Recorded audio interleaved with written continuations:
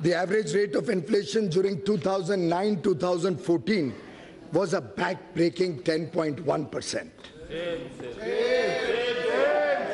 The then Prime Minister admitted as much when he said, and I quote, "We have also not been as successful in controlling persistent inflation as we would have wished. This is primarily because food inflation has increased," unquote. इसके विपरीत हमारी सरकार ने कमर तोड़ महंगाई की कमर ही तोड़ दी. We brought down average inflation to 4.6%, which is lower than the inflation during the tenure of any other government. In fact, inflation in December 2018, महंगाई दिसंबर 2018 में सिर्फ 2.19% पर घटकर आ गई. If we had not controlled inflation, our families would have been spending 35 to 40% more today on basic necessities such as food, travel, consumer durables, housing. आप कल्पना करिए 35-40% अधिक खर्चा होता हर परिवार का अगर हमने इस महंगाई पे लगाम नहीं लगाई होती. From the high of almost 6% 7 years ago, the fiscal deficit has been brought down to 3.4% in the revised estimate of 2018-19. The current account deficit, against a high of 5.6% 6 years ago, is likely to be only 2.5% of GDP this year. We contained the fiscal deficit, notwithstanding the Finance Commission's recommendations, increasing the share of the states from 32% to 42% in central taxes, which we accepted in the true spirit of cooperative federalism, thereby transferring significantly higher amounts to the states. Due to a stable and predictable regulatory regime, a growing economy, and strong fundamentals, India could attract massive amount of foreign direct investment during the last 5 years. As much as $239 billion was received as FDI. This period also witnessed a rapid liberalization of the FDI policy, allowing most FDI to come through the automatic route.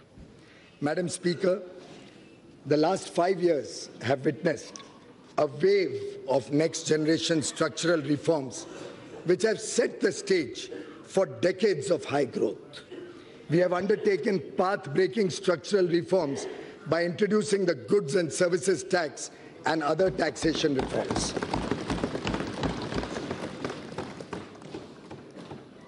Banking reforms and insolvency and bankruptcy code. The period of 2008 to 14 will be remembered as a period of aggressive credit growth, and as per RBI, the primary reason for a spurt in non-performing loans and stressed assets. Outstanding loans of public sector banks ballooned from 18 lakh crore to 52 lakh crore during this period. Many projects were started that could either not be completed or had low capacity utilization, resulting in their inability to pay back these loans. They were high stressed and non-performing assets amounting to rupees 5.4 lakh crore in 2014, even though they were not being recognized as NPA at that point of time. Many more were hidden through restructuring or otherwise, which were discovered during the asset quality reviews and inspections carried out since 2015. हमारे सरकार में ये दम था कि हम reserve bank of India को कहें कि ये सभी लोन्स को देखे और बैंकों की सही स्थिति देश के सामने रखें.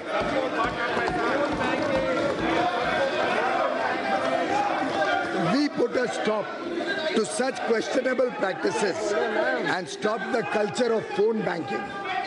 The 4 R's approach of recognition, resolution, recapitalization and reforms have been followed. A number of measures have been implemented to ensure clean banking.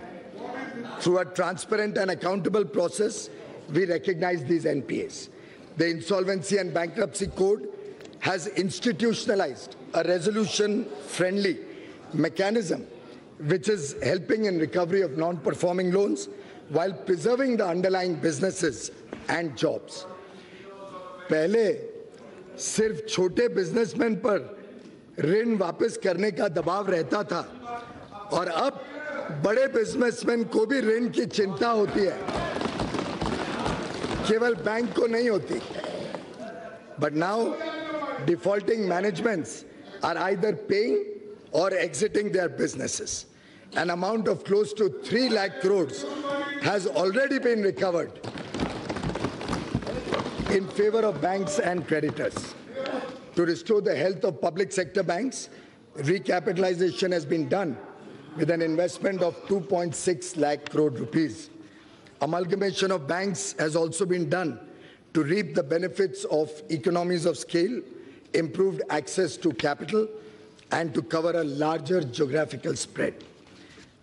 हाल ही में कल हम सबको खुशखबरी मिली कि इन सब अथक प्रयासों के कारण 3 bank, Bank of India, Bank of Maharashtra and Oriental Bank of Commerce, इन तीनों से पीसीए की रिस्ट्रिक्शंस भी अब हटा दी गई हैं. और मुझे पूरा विश्वास है जिस गति से बैंकिंग में सुधार हुआ है, बाकी सब बैंक्स भी बहुत तेज गति से इस व्यवस्था से निकल के फिर एक बार जोर से तेजी से बैंकिंग व्यवस्था में आ जाएंगे. Steps against corruption. We have ushered in a new era of transparency. हमने भ्रष्टाचार मुक्त सरकार चलाई.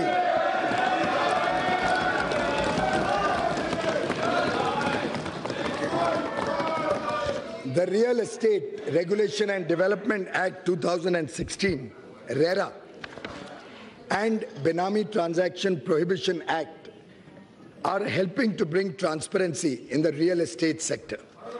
The Fugitive Economic Offenders Act 2018 will help confiscate and dispose of the assets of economic offenders who escape the jurisdiction of the laws in India. Additionally, we conducted transparent auction of natural resources, including coal and spectrum. We have walked the talk. Swachhata.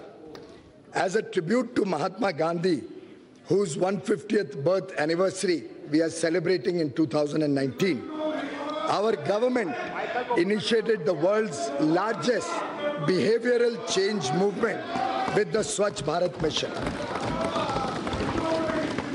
India has achieved over 98% rural sanitation coverage, and as many as 5,45,000 villages have been declared open defecation free. It is a holistic program and has succeeded in changing the mindset of our people. व्यापक जन भागीदारी से लोगों ने इसे एक सरकारी योजना से राष्ट्रीय आंदोलन बना दिया है.